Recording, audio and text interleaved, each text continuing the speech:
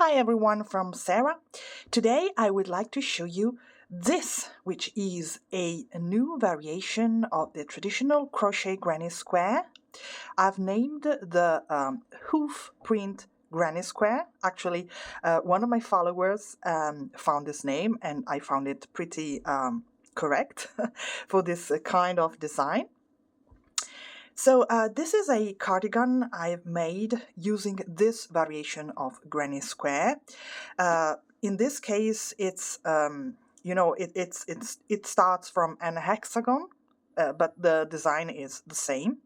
So once you learn the technique with a square, you can make hexagons or other geometrical forms. And I really love this new technique, and I would like to make a collection with this design. It never tires me, and it's great for using up a yarn stash such as these, you see. It's extremely easy to make, so I would say let's waste no more time and let's begin. So we will begin from a traditional granny square. I pick up one color, which is going to be the main color, in this case this light gray one, and then I'm picking up a secondary color, in this case this bright yellow. So I will start and do my base with the main color. So I will start from a magic ring, the way I do it, like so. And then holding the ring with my fingers in place, I will start working the traditional granny square. So I would say I chain 3, which counts as first double crochet of 3. Then I work 2 more double crochets inside the ring, always holding it in place with my fingers. Then I separate each group of 3 double crochets with 2 chains, and here I proceed working my group of 3 double crochets like so, chain 2, another group of 3,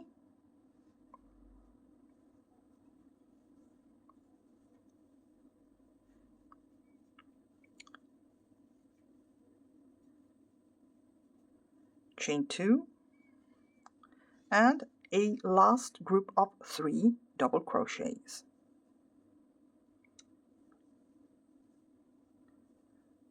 One,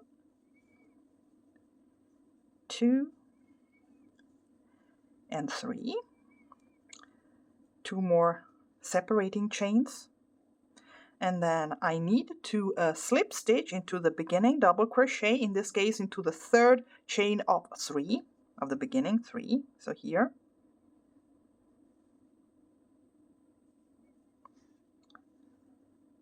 slip stitch, and then I close my ring by pulling the beginning tail.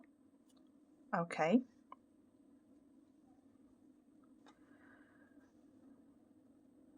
Now, you do not cut off yarn, but you will attach and work round 2, or let's say round 1 of the second color.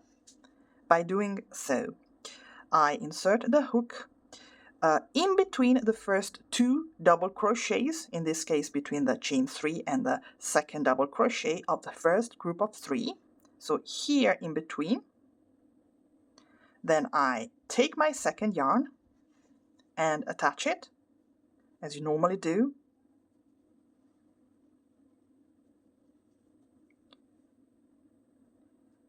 I will let it pass through the main yarn, and I've attached it here like so. Then I need to make a single crochet here in between the first 2 double crochets, so I go again into the space between them, grab the yarn,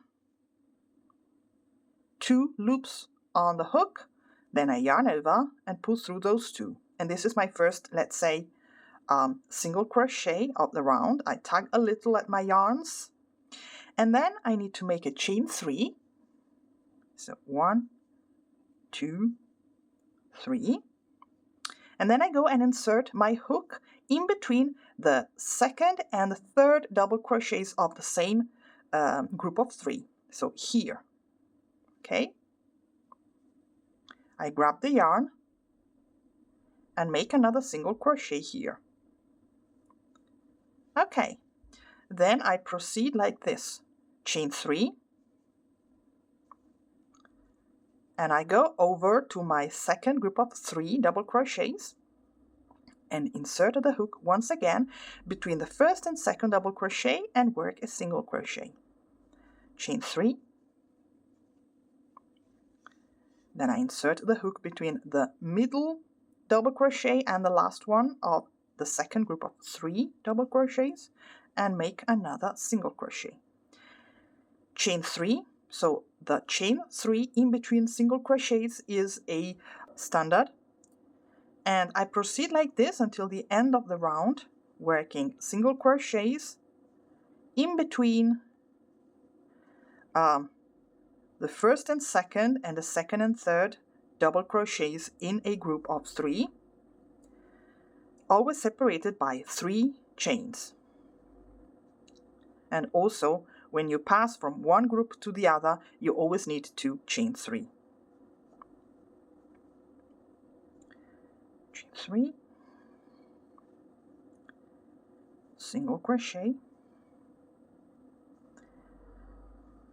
chain 3, this is the last one for this round. And what I do is I need to slip stitch into the beginning single crochet, so I insert the hook here in between and slip stitch. Now, without cutting off yarns, you never do, which is very comfortable, I would say, I elongate my yarn here, take the yarn skin or ball and make it pass through the big circle so as to stabilize the yarn. So in this way I will not lose it round after round. Now in round number 2 or 3, depending if you consider the rounds per color or per rounds, I need to pick up my gray color, my main color again. It was our slip stitch in previous round. We need to go back one space. So consider the beginning groups of 3 double crochets in main color, 1, 2, 3, and 4. So go back 1, insert the hook here in this space. Then this is very important if you want to make this piece totally reversible. So you position the second yarn, the second color, towards right like this and keep it in place. Then you grab the main color, yarn over, pull through, and make 1 chain. And in the same at the same time, you will capture, let's say, the second yarn like this. Then bring the second yarn to the left again, you see, so that it passes over the main yarn. Grab the yarn and make a second chain. And once again, bring the second yarn towards right, grab the yarn and make a third chain. So this is the beginning chain 3 that counts as first double crochet of the first group. So now do not consider the second yarn anymore, but work into this space 2 more double crochets. So here and here. Okay, now we will make 1 chain for separating within a row, let's say within a side of the square.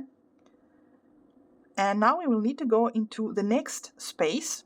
Always consider the 4 groups of 3 double crochets in gray in the main color of the beginning. So we need to go over this group of 3 and insert the hook here at the corner, where we will work 2 groups of 3 double crochet. This is the structure of the traditional granny square. So you know how it works. You just need to recognize where to insert your hook.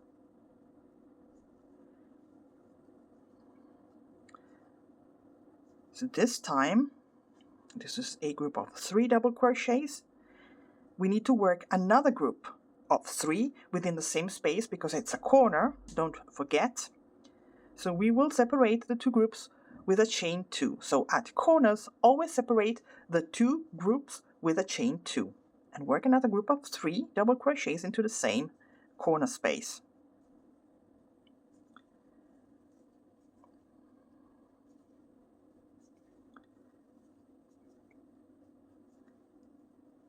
Now we need to go over the next space, which is in this case at the beginning another corner, and we will separate the last group of 3 within a corner from the first group of 3 into the next corner with a chain 1. And here in this other corner we need to work 2 more groups of 3 double crochets separated by a chain 2.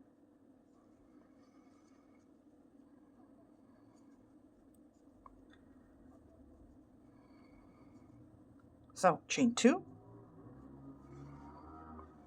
and another group of 3.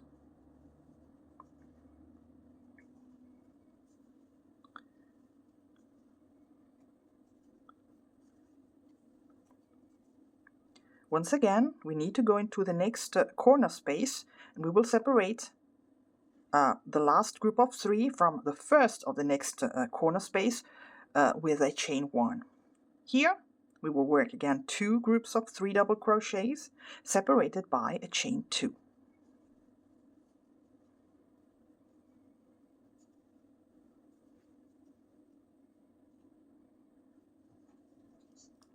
Chain 2 and another one here into the same space.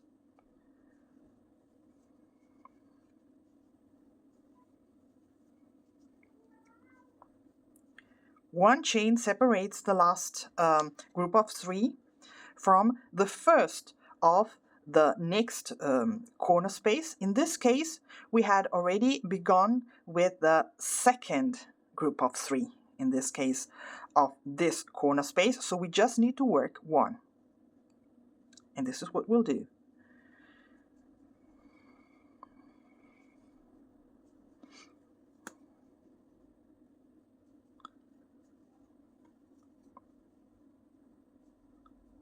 Chain 2, and now we'll slip stitch into the third chain of 3 that made up of the first double crochet of the last of the first group of 3.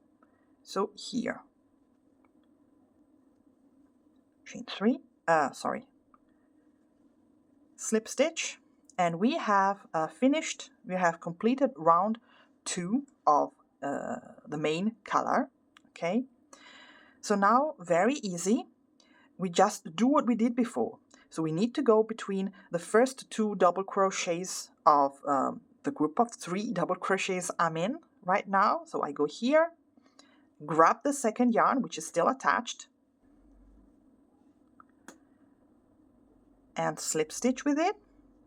Now we go again inside that space, grab the yarn, 2 loops on the hook, yarn over, pull through, and this is my first single crochet. Tug a little, and now I will go on just like I did before. So chain 3 and insert the hook into the second space within a group of 3, that is to say between the second and third single crochets of the same group of 3. Now we need to go over the next group of 3 double crochets, and I will do so by chaining 3 again. And this is what I repeat throughout. Chain 3. Don't forget that you need to make 2 single crochets in the same group of 3 double crochets. Now I have arrived at the corner. I need to go to the next group of 3 double crochets, and I do so by chaining 3. So, as I said before, the chains 3, the separating chain 3, is a constant number. So now I will work like that around, and when I am back at the beginning, I will show you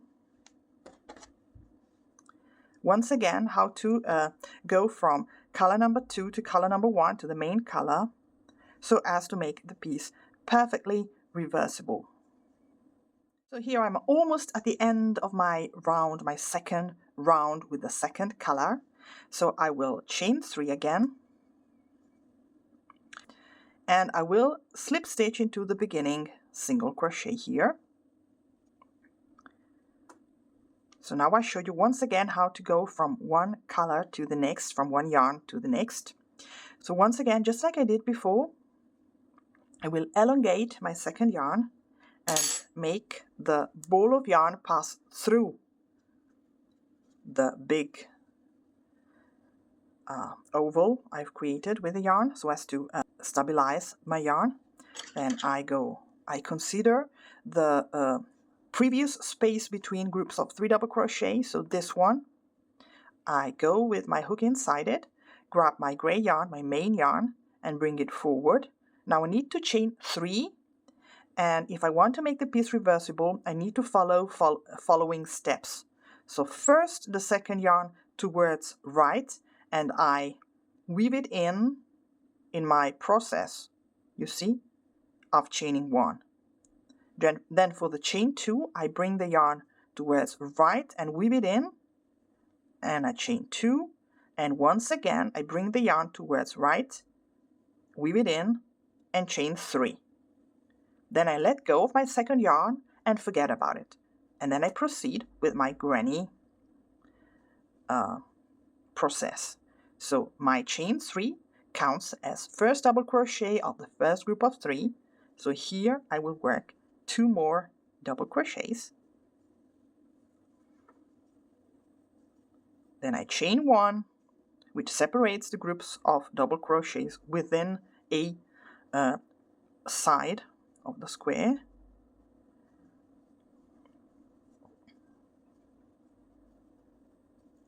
So one chain, and then I reach to the first corner where I will work 2 groups of 3 double crochets separated by a chain 2.